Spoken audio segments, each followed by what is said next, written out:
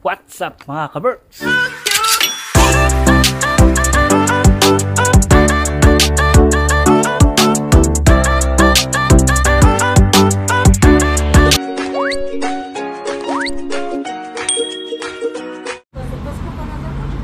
Ang ganda ng ating weather mga ka-Berks. Nakikita niyo ba yung langit na yan? Oh? Ang ating sky. Blue sky. Na napakalinaw. Ayan yung ating araw. Kahapon lang at saka nung isang araw ay grabe yung ulan. Pero maniniwala ba kayo? Nasa sikat ng araw na yan ay napakalamig ng weather. Positive 2 mga ka-Berks. Positive 8 feels like positive 2. Tapos yung hangin, napakalamig. Kita nyo yung iba, yung mga ibang tao, mga naka-bonnet na, naka-winter jacket at naka-gloves. Yung iba balot na balot na. Sabi sa weather forecast, maaga daw ang winter ngayon, ang snowfall.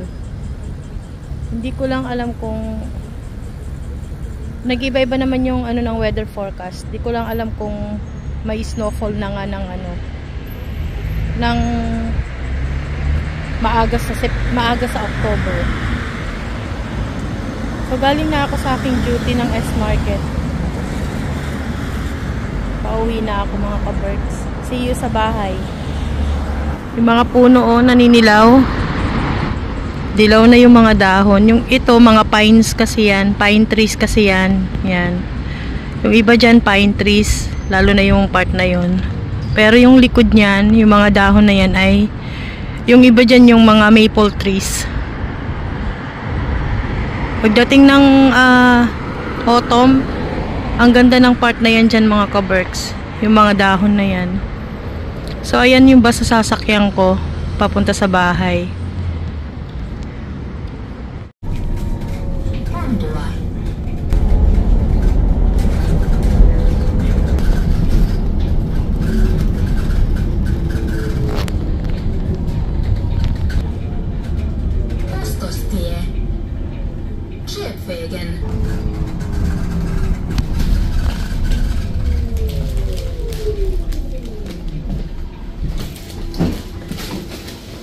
Kitos.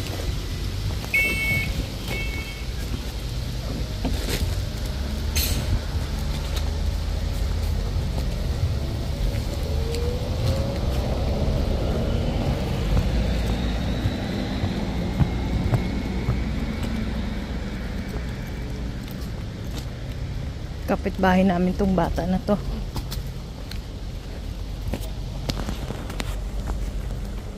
Terik na terik yung araw mga ka-Berks. Pero grabe yung simoy ng hangin. Alam nyo yung parang pagbukas mo ng freezer na biglang gaganon yung singaw. Ganon ang lamig niya. Yung aming kalsada ay patapos na.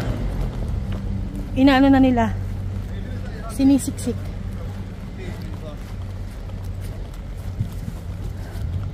Kaya dito ako dumadaan sa gilid. Yan. Kasi may nagtatrabaho dyan. Tingnan nyo yung pagpag ng hangin. Yan o.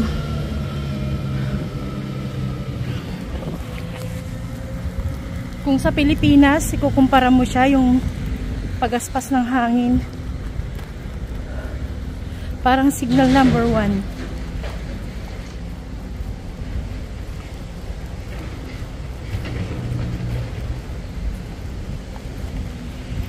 Nagtatrabaho pa rin.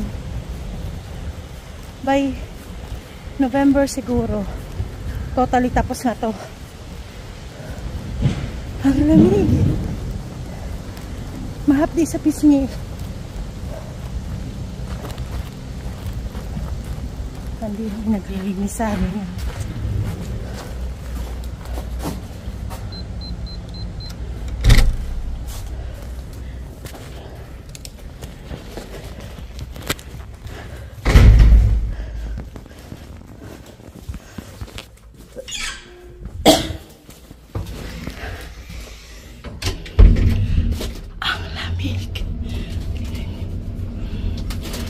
A few moments later.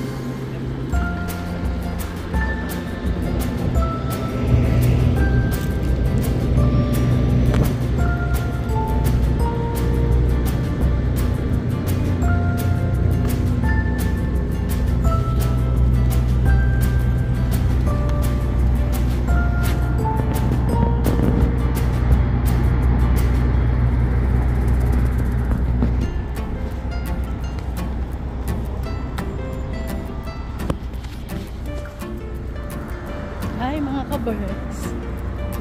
Dito ako sa city. Papunta ako sa isa kong work na restaurant.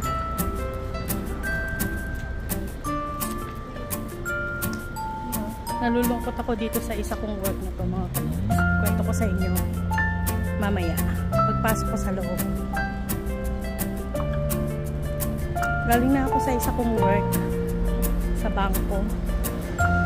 Oras natin ay alas 6 ng hapon. Alas 6 ng gabi pala. So, ito yung isa kong work.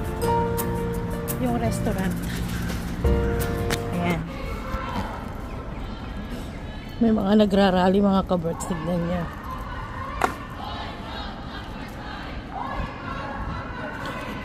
And Israeli. Ganito yung mag-rally dito mga ka-birds. Kita nyo. Ganyan lang sila mag-rally. Ang nakalagay dun ay End Israeli.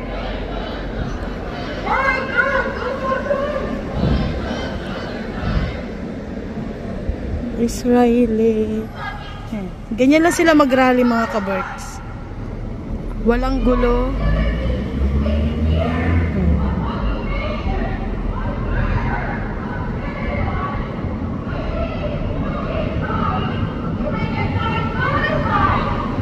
Meron silang binoboycott na party list.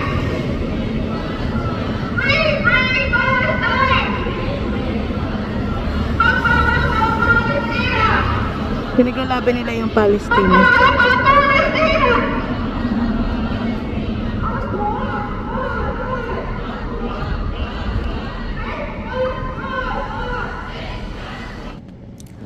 Dito na tayo sa loob mga ka-birds. Ito yung isa kong work na panggabi na nililinis ko.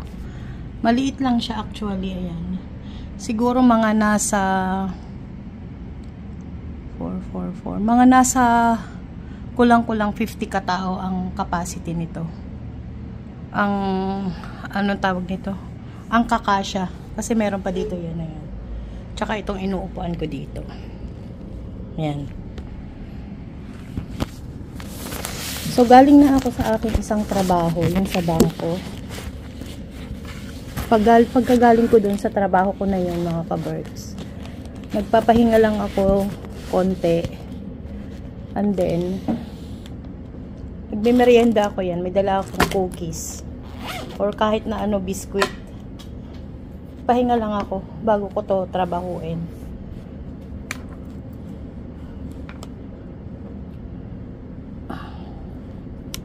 Kwento ko sa inyo ba't ako nalulungkot mga ka-birds. Kasi itong ano ko, itong restaurant na to, almost, hindi almost, kundi mahigit 3 years ko na tong nililinis.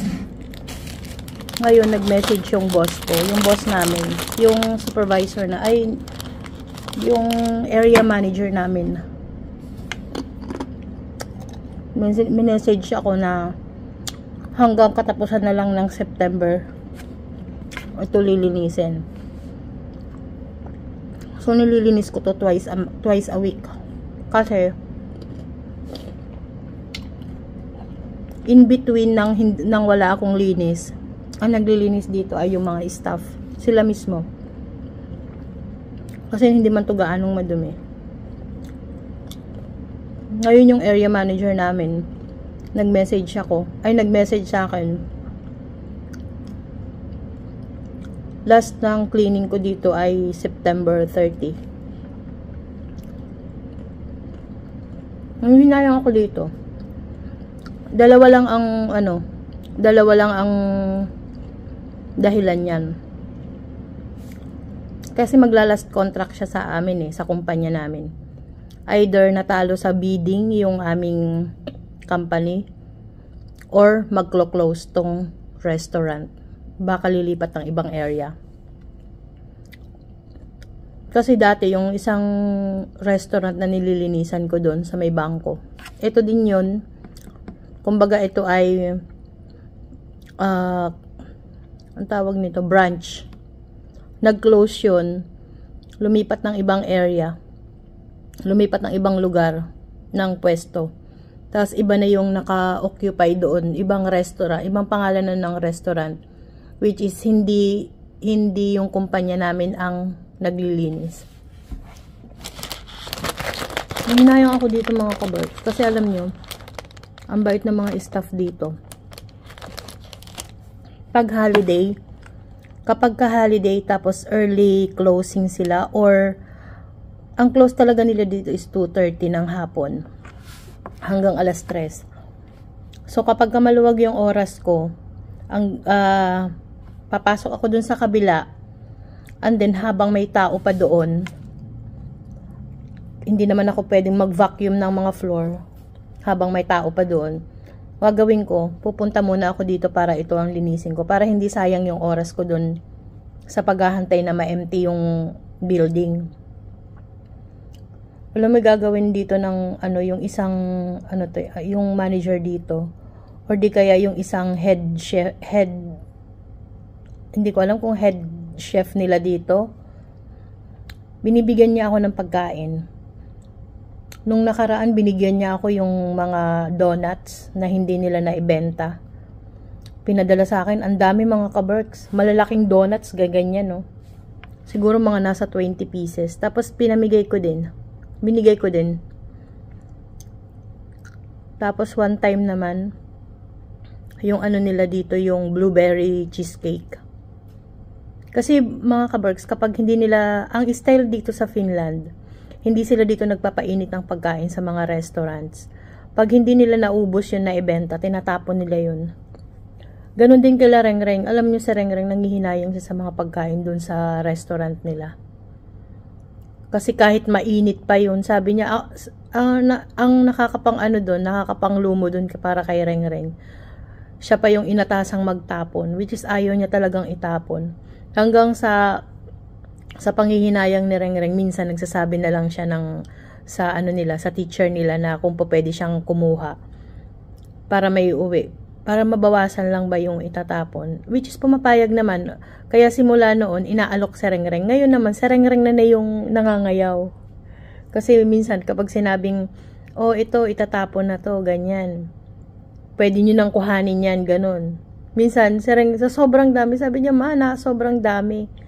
Isang tray na malaking ganyan, sabi niya. Alam niyo sa mga buffet restaurants, mga kaberts, malalaking tray na ganyan yan, tinatapon nila. So, yun lang. Naikwento ko lang mga kaberts. Kasi, na ako dito. 2 linis na lang. Sayang. Kasi din to, 1 hour and 15 minutes din ang linis ko dito. Pero,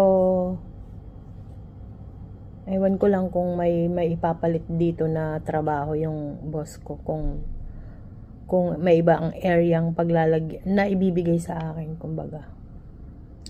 Wala lang, nakwento ko lang sa inyo mga kaberks. Tagal ko tong nililinis. Natutuwa ako kasi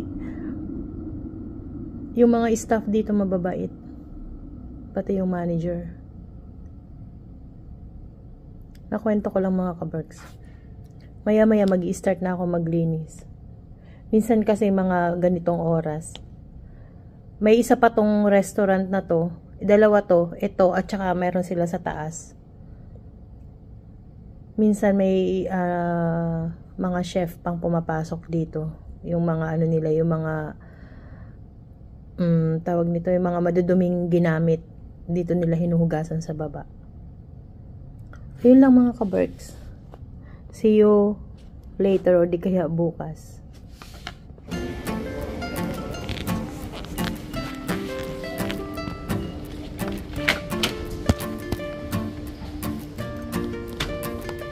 So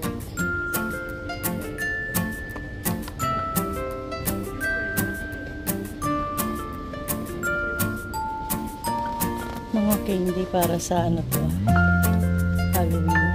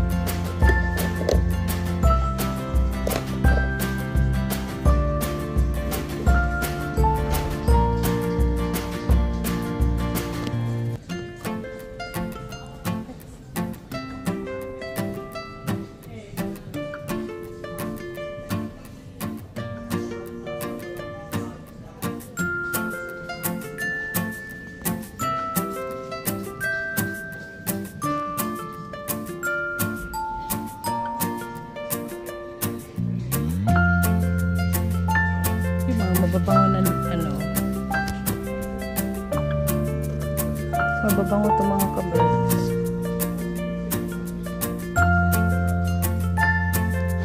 Itong mga to.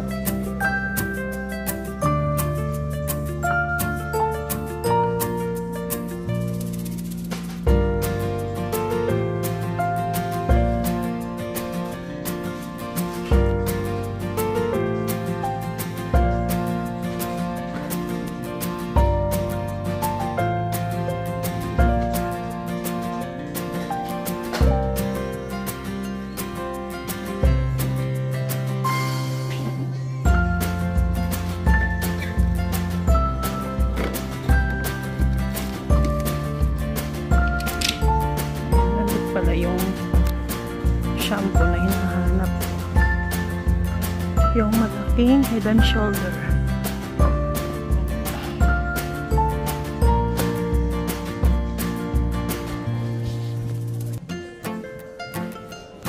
Mystery bag, oh. 10 euro. Ano kaya laman nito? Pang kids. Dami, oh.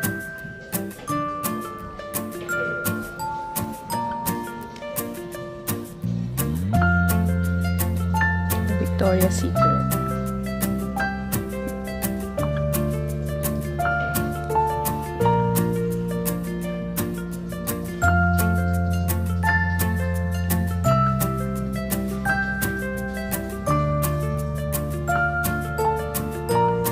Bayad na tayo.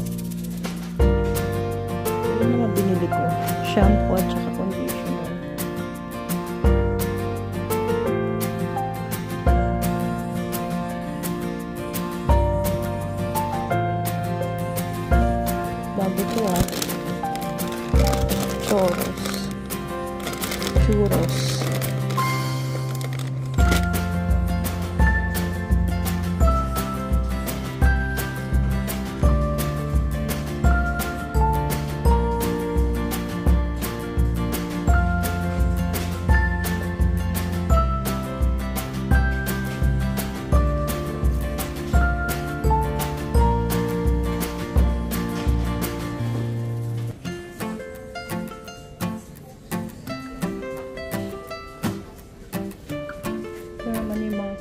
ka-birds. Oh.